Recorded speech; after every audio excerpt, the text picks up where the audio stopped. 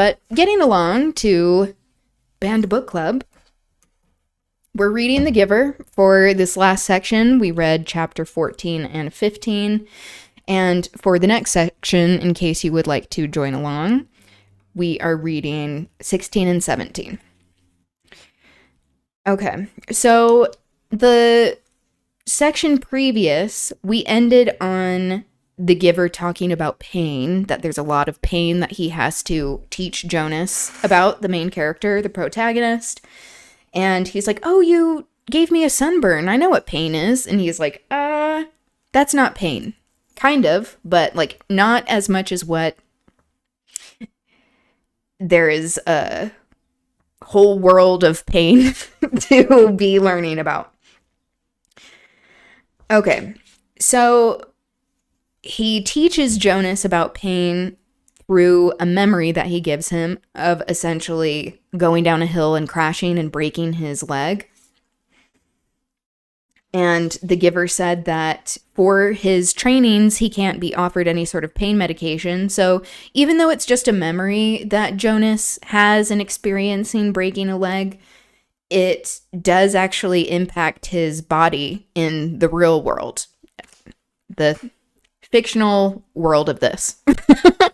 And he is limping the rest of the day. But we see how he finally is able to understand that there are very big types of feelings and experiences that the rest of the community that he lives in has no idea about, and it is very isolating to him. So this is a little excerpt. Limping, Jonas walked home, pushing his bicycle that evening. The sunburn pain had been so small in comparison and had not stayed with him, but this ache lingered. It was not unendurable, as the pain on the hill had been. Jonas tried to be brave. He remembered that the chief elder said he was brave. And then he looks at his family and has this thought. They have never known pain, he thought. The realization made him feel desperately lonely, and he rubbed his throbbing leg. He eventually slept. Again and again, he dreamed of the anguish and isolation on the forsaken hill. So he's now having to live with this each and every day, and it is, like he said, very lonely. It's just him and the Giver that understand what pain is.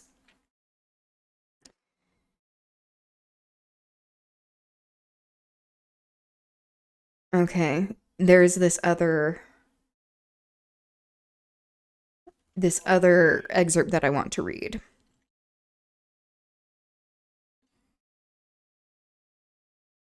The daily training continued, and now it always included pain.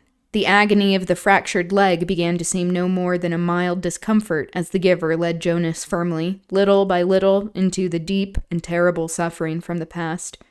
Each time, in his kindness, the Giver ended the afternoon with a color-filled memory of pleasure. A brisk sail on a blue-green lake, a meadow dotted with yellow wildflowers, an orange sunset behind the mountains. It was not enough to assuage the pain that Jonas was beginning now to know. Why? Jonas asked him after he had received a torturous memory in which he had been neglected and unfed. The hunger had caused excruciating spasms in his empty, distended stomach. He lay on the bed, aching. Why do you and I have to hold these memories? It gives us wisdom, the Giver replied. Without wisdom, I could not fulfill my function. Fulfill my function of advising the committee of elders when they call upon me. So he gives an example of how the elders were thinking about wanting to have more children be born in this society. That birth mothers, the roles that are assigned, would have 4 babies instead of 3, and that all families would have 3 kids. So we see that the Giver did not recommend to expand the population of the society, and that is because he knew that resources were finite and that it would cause hunger eventually. So that is one of the reasons why they consult him. Where we see this institutional collective memory with its absence. They have to turn to just one person who understands what these feelings and histories actually mean. Jesus. Sorry about that. I just knocked something off.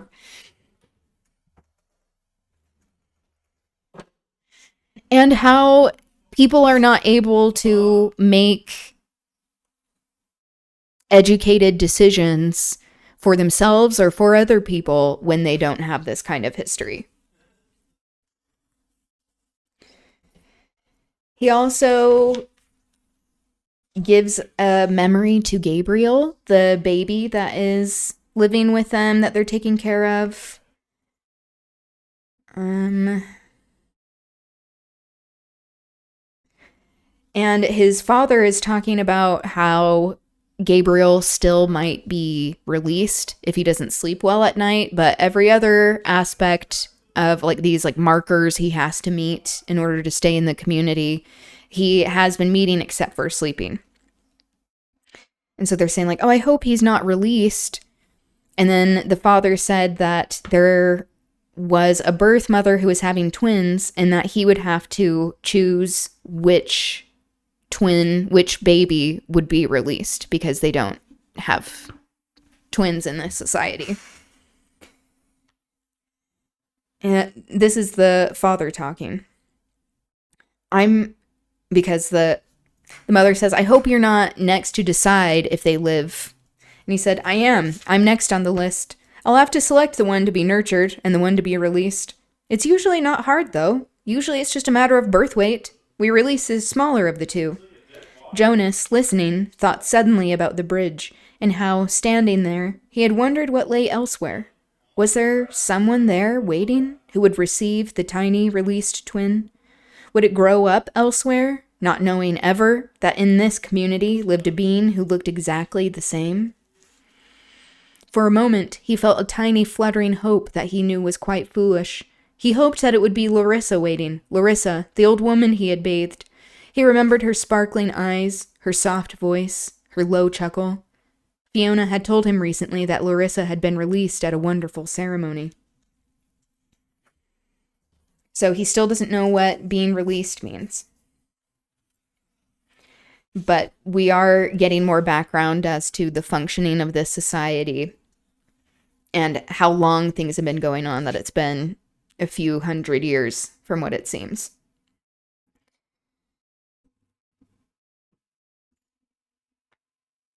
Okay, so he had Gabriel sleep in his room, Jonas, because he was keeping up his parents, and he was like, I can take care of him.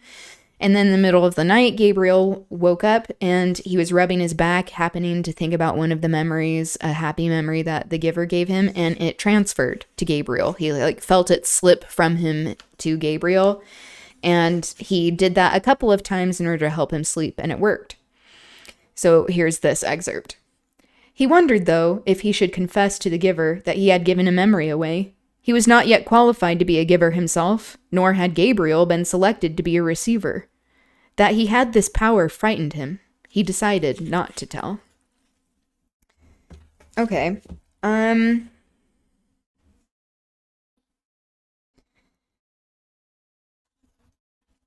Something that I think is interesting in this idea about collective memory, tying it to Game of Thrones, this TV show, because that is very much a theme in those books and shows, is that collective memory is important for people to understand the gravity of situations and in order to make helpful moral decisions as well. But what I like about this is that instead of, as in Game of Thrones, they're like, okay, well, like the main person needs to rule everything. Like the person who knows all the history, like Bran Stark, who essentially like becomes like the superhuman type person with like the three-eyed raven. And Jonas and the giver are kind of that way, but it's not set up to have them be like the leader. They are having this position of privilege that is elevated. But I like how it is portrayed in this, where we aren't sure, like the format of the book itself is learning as Jonas learns. So we aren't sure exactly what the society is. We pick up these clues as we're going along in the book, but as he is learning what like real life is, what history is, like we are learning it with him as we go, which I think is like a very beautiful type of symbolism that also is really cool that the format is lending itself to that. That's obviously intentional by Lois Lowry. And it also is a children's book, so like it's representative of kids learning as Jonas also learns. And the ending to this is much better than Game of Thrones. Okay, so moving on to chapter 15. Is there anything else that I wrote down that I wanted to say? Oh, the more Jonas knows, the angrier he gets. That the less ignorant he becomes, the more he is upset about society and the conditions that everyone is in. So, like, ignorance really is bliss. He is able to learn that with this type of duality, having pain and pleasure and happiness and joy and sadness, that all of these things contribute to a fuller human experience that everyone is being deprived of. Okay, this next chapter is short. He goes to the Giver and he experiences warfare. So this is chapter 15. He gets into the training. He sees the Giver looking like he is really suffering. His head is in his hands. He looks like he's in pain, like mental anguish. And so Jonas says, "I'll come back tomorrow, sir. Unless maybe there's something I can do to help." The Giver looked up at him, his face contorted with suffering. "Please," he gasped, "take some of the pain." The hands came, and the pain came with them, and through them. Jonas braced himself and entered the memory which was torturing the Giver. And it shows warfare, where the memory is of him being a soldier of some sort, seeing another soldier die, hearing all of these dying people around him, horses are injured, that he himself starts to die from his own injuries. And this is the last part of it. Finally, when he knew that he could bear it no longer and would welcome death itself, he opened his eyes and was once again on the bed. The Giver looked away, as if he could not bear to see what he had done to Jonas. "Forgive me," he said. That really is a burden for them to be the only two who keep all of the pain in the world. Like that's a lot. So he encounters death for the first time, like actual death, and understands that to be what it means. Until this point, Jonas just knows that people are released from the community. He has not been exposed to any sort of death, any type of ritual. And this will be the start of him actually engaging more with the constructs of his society and asking more questions than he has in the past. So that's the Giver. I don't know if I was very articulate with going over that stuff, but anyway, it was more of a serious little section, but we're going to get some more exciting moments as we go along. But it is interesting to see how Jonas is navigating all of this.